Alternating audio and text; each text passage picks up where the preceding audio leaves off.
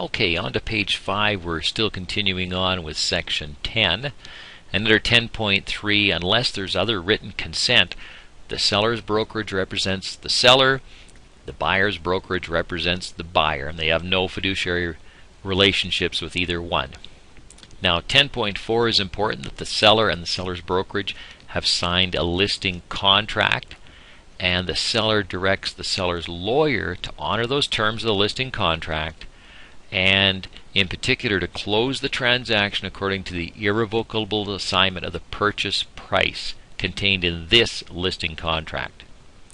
Now 10.5, the buyer and seller agree that information related to this transaction could be disclosed by the brokerage to the real estate boards as required for closing, for reporting purposes, appraisal purposes, and for statistical purposes.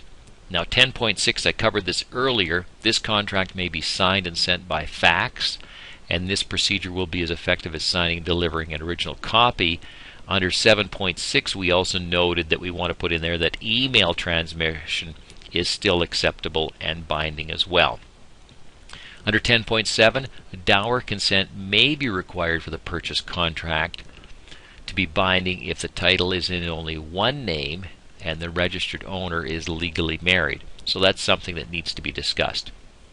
Under section 11, these are the definitions contained within the contract itself. So a business day is when land title is open. A buyer's agent actually is referring to the brokerage, including its broker, associate brokers, and so on. Commission means the sum of money owing from the seller for services rendered plus GST. Completion date is described in section 4.1. Deposits mean the additional and initial deposits. A listing contract means there's a written service or commission agreement where the seller is going to pay a remuneration. A notice means that it's referred to in the contract and it includes some kind of communication as to the acceptance of the offer to purchase. The seller's agent refers to the brokerage looking after the seller and its broker, associates, and associate brokers. And finally, under I, unless otherwise agreed to in writing, it means that either changes made to the terms of the contract that are agreed by both the seller and the buyer, or the written agreement by letter or otherwise between the seller and the seller's lawyer and the buyer. So in other words, we need everything in writing. Okay, number 12.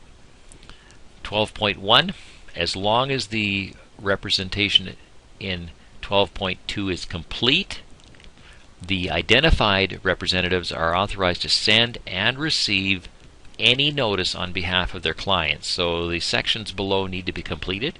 12.2, for the purposes of giving and receiving any notice, the communication must be in writing and it needs to be delivered in person to the other party or its representative, delivered or faxed to an address or a fax number below, and as mentioned in 7.6, email transmission is acceptable and binding as well.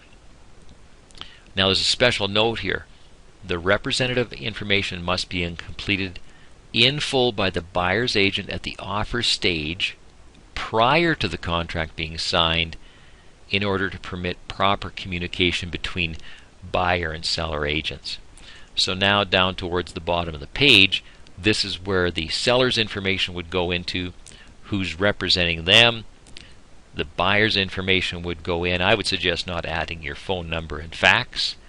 And then the buyer's information would go in, and then again another initial at the bottom of the page.